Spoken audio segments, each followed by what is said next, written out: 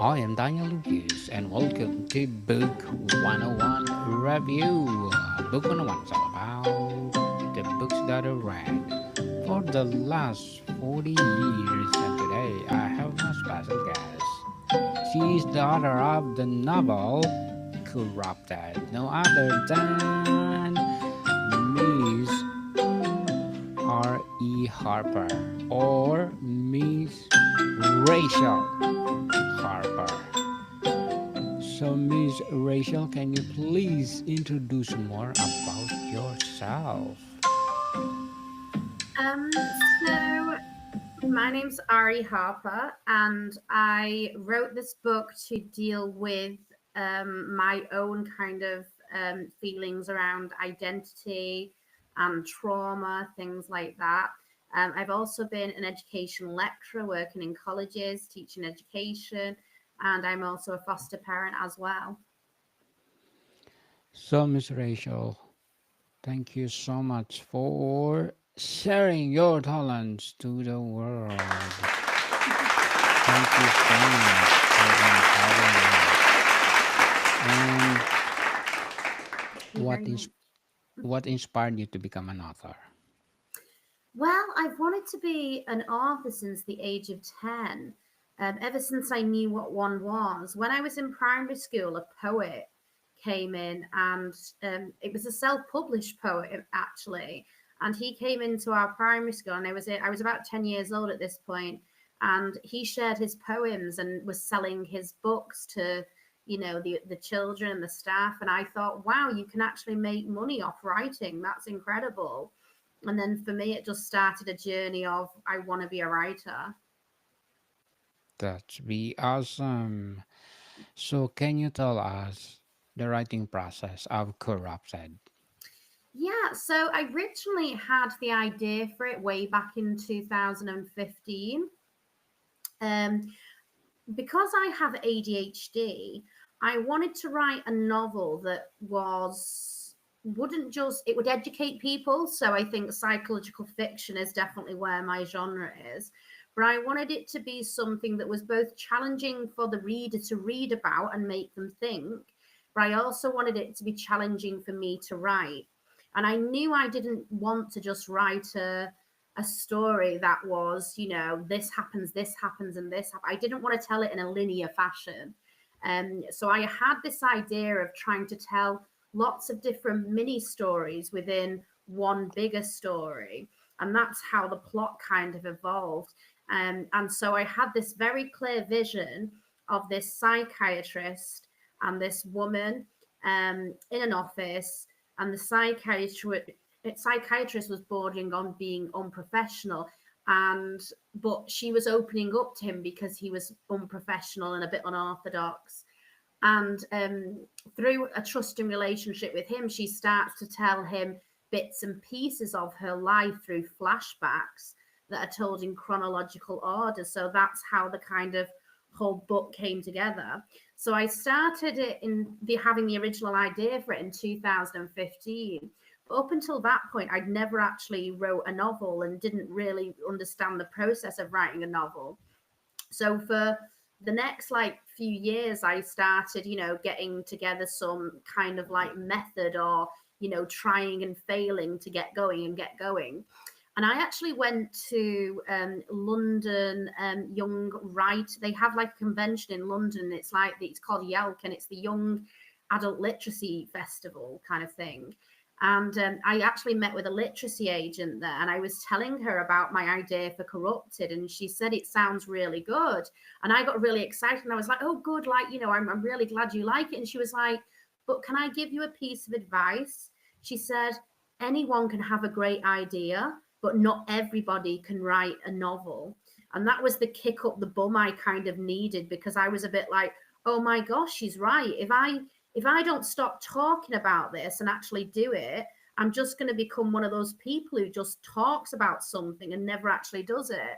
And then obviously COVID happened, and actually, that fortunately gave me the time and the space to be able to really work through this novel.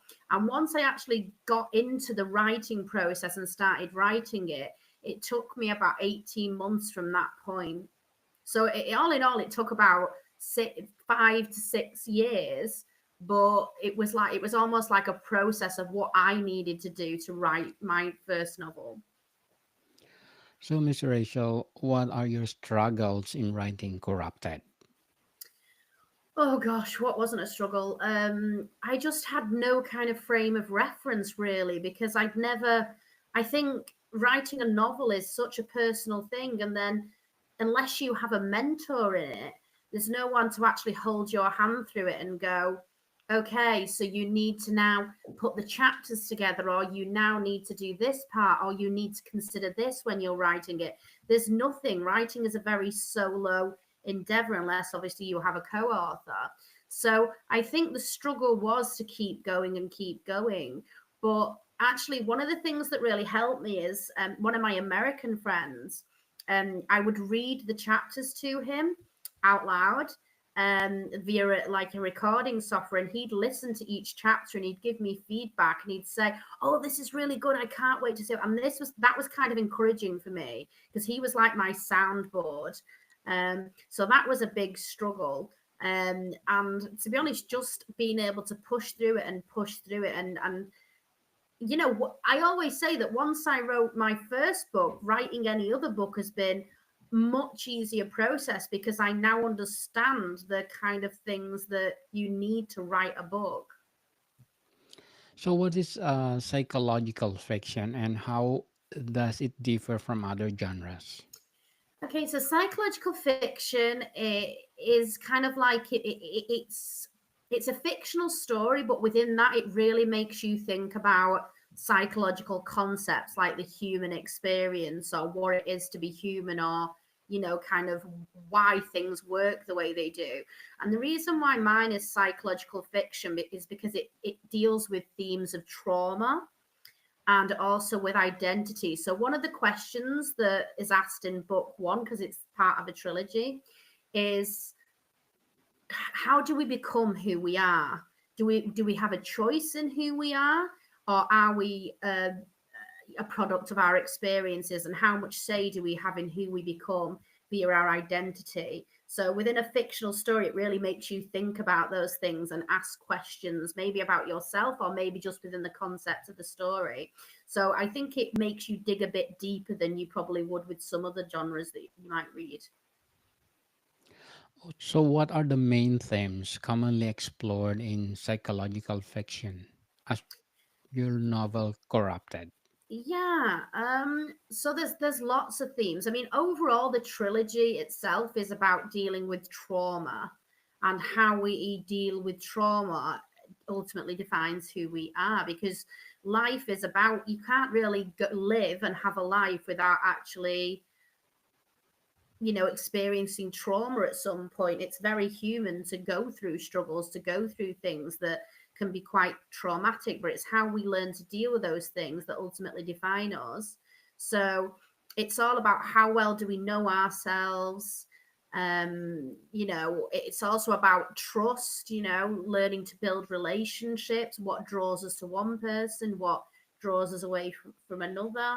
And ultimately, it's about identity. It's about how do we become who we are, and what happens if we don't like who we become.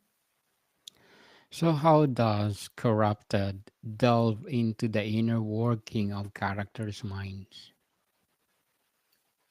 Wow, I don't think I've ever been asked that question before. So, how does corrupted delve into inner workings of people's minds? So, in within the book, there are two. Well, there's one main character and one supporting character, and these two characters are ultimately two different sides of my personality. The main character is my authentic self, the one who's very raw and real and doesn't mind presenting who they are to the world, and you know, their trauma, warts and all. Whereas the supporting character, who is the psychiatrist, they come across as this very well put together person, this person who's very professional, very you know, got everything together, got their life sorted out. And actually throughout this novel you start to realize that he's the psychiatrist is probably a lot more messed up than the main character, and it's all about the masks we wear and the trauma that we hide. So it really does like kind of dig deep into these characters and what makes them tick. So, what narrative techniques did you use in Corrupted to explore character psychology? So the narratives, like, are we talking about writing dynamics in terms of narratives? Yes. Yeah. Okay. So I wanted to tell it. So the most of the novel takes place in third person, and that's in the present day between the psychiatrist and the main character. And I did that very deliberately because I wanted to create a character who you saw at a distance and then you learned more about it through what you saw throughout the story. But then the flashbacks that are told from her point of view in chronological order are told in first person narrative. So you're actually experiencing these things with her. And again, it was very deliberate because I wanted people to build up a sense of who she was, not just by what she'd experienced, but by what she was presenting herself as. And like that for me was a very psychological thing. So, how can an unreliable narrator affect the storytelling in psychological or in psychological fiction? I think it's very important. I think it's probably more important than it is in some other genres because you really are trying to, when you're writing other genres, it's more about telling the story and it's more about, following the plot or following a certain dynamic or characters. Whereas in a psychological fiction book, you're trying to do more than that. You're trying to present the audience with a question and you want to provide some answers, but you don't want to lead them there directly. It's like you want to litter these answers throughout your book without giving them directly to the audience. And that can be quite a tricky balance. But again, I think that's why I really enjoy writing psychological fiction because it really challenges me in a way that other genres just don't. What is the role of symbolism in Corrupted? Yeah, it plays a big role, to be honest. I mean, some of the symbolism is more subtle than others. In the very first flashback, unfortunately, she gets sexually abused, and that affects her relationship with religion. So some of it's quite subtle symbolism, but then other like concepts are more like direct. There's so much symbolism; it's hard to pick apart. Like where, like for example, um, you know, um, one of the boyfriends that she chooses when she's older, she chooses because she has been abused and she's looking for that kind of older male who can look after her, who can, provide for her. So, I think psychological fiction is all about symbolism because it's basically what you're using to tell a story. You're kind of hoping that the audience will pick up on some of the things that you've kind of not even put in the story, but are linked just through the fact that they're in the story. Very well said, Miss Rachel. Very well said. So, what is your advice for those aspiring writers out there who want to write psychological fiction? Yeah. I think it's a tricky one because I think it takes a certain kind of person to write psychological fiction. And that's not me trying to brag about, oh, I'm amazing or anything. I just think there's a certain mind frame that you have to have. I think you have to have a naturally inquisitive mind. You have to be very curious and willing to explore some darker themes. In the course of writing this trilogy, I really had to do some soul searching and with psychological fiction you really have to be vulnerable because it's like they say about acting, no matter how hard you try, it's always a self-portrait. And I think the same is true for writing with a certain extent. So some of these characters I was creating, who were quite dark and quite twisted. I really had to look at, okay, where did this person come from? What does it say about me? So I think to write psychological fiction, you have to be brave. You have to be willing to look at yourself and really analyze yourself and then put yourself in that novel, but not in a direct way, in a very subtle way. Because, like you say, you're always going to be writing from your own experience. Be brave enough, people, and stop Mm. procrastinating. If you have the Yes. passion to write, write, and share to the world. Hmm. So, Ms. Rachel, what are your short-term and long-term goals in writing? So um, I've achieved so many goals already through my writing, because originally when I started writing this first book, it was just to be able to get a novel out there and actually get published. And then obviously it led to a trilogy.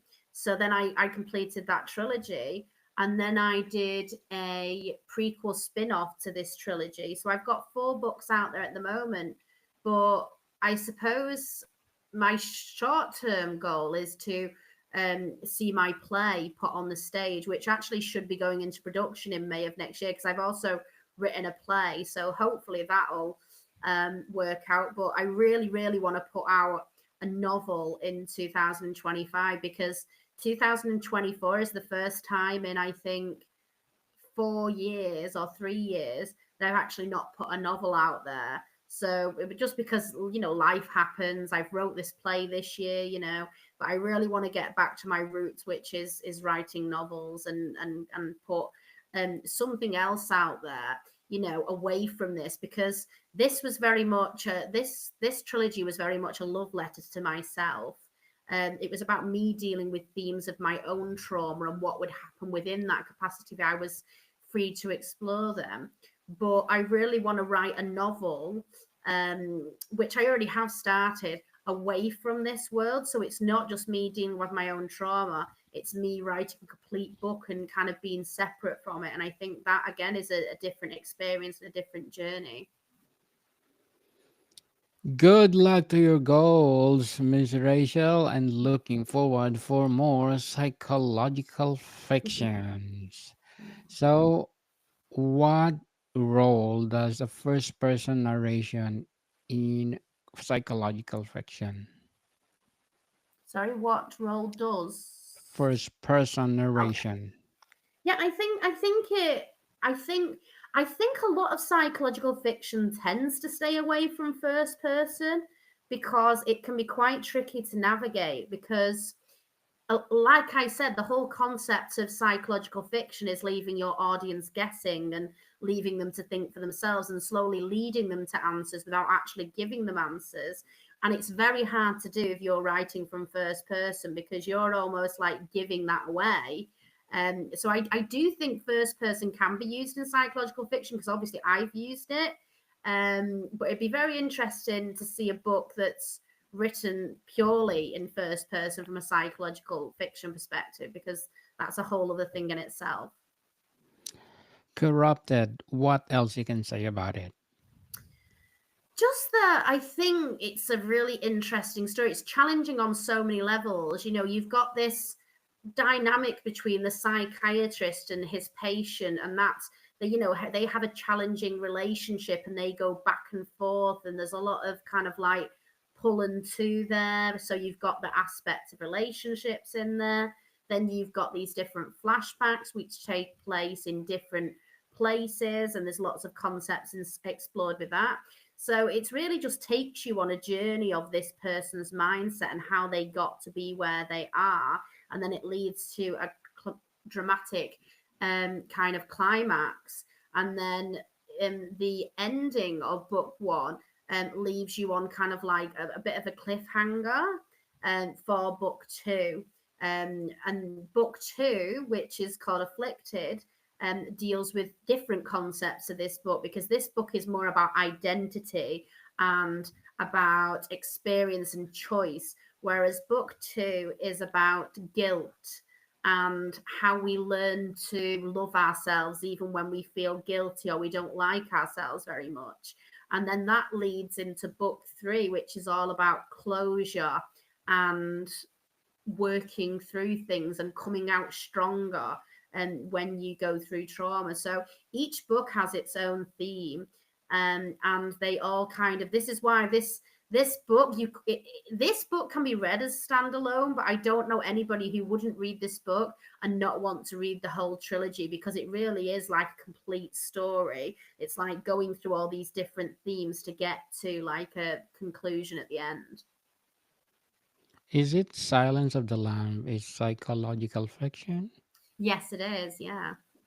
Wow, looking Yeah. forward And that for obviously, more. yeah, well that obviously takes place between a psychiatrist as well and like, a criminal. And yeah, it's not as violent as that. But it's along similar kind of concepts. Yeah. And then obviously you've got the flashbacks that take place outside of that as well. That's be awesome. It says Sterling, what can you see? Mhm. So, Corrupted. It's is this a standalone or there's be a series, quartet or So trilogy? it's a trilogy. Ah, awesome. So this is the first book? Hmm. Yeah. That'd be awesome. So when will be the second book and the third So book the will? second book's already out there. That's the one I've Oh, just been talking about. So the second book is Afflicted, and the third book is Salvation. So you've got Corrupted, Afflicted, and Salvation. So each book deals with different themes. yes, yes, yes. So, Miss Rachel, to sum up our episode for today, why has psychological fiction remained a popular and relevant genre over time? Because I think people are curious about what makes people tick. It's the human condition. If we can understand our own humanity and why we do what we do, it empowers us with the knowledge to change and be different, and it gives us the knowledge to control our own destiny. So I think it's something that will never go out of fashion, that people will always be into, because it's never going to provide that ultimate answer of, you know, um, what does it mean to be human. I think you could have tons of answers to that, and you still wouldn't arrive on an answer that every single person would agree with. It's like a really interesting thing to explore. Yes, yes, yes, Miss Rachel. Thank you so much for sharing your psychological fiction trilogy. And we are looking forward for more fictional psychological novels. Mhm. So, Miss Rachel, can you please invite our listeners to support all your books? Yeah, you can find them all at ariharper.com. Yes, people, let's support Miss Rachel Harper because if you support her, as I said, more psychological fiction novels to come. So, Miss Rachel, thank you for your time. Thank you very much. Welcome, people. See you soon.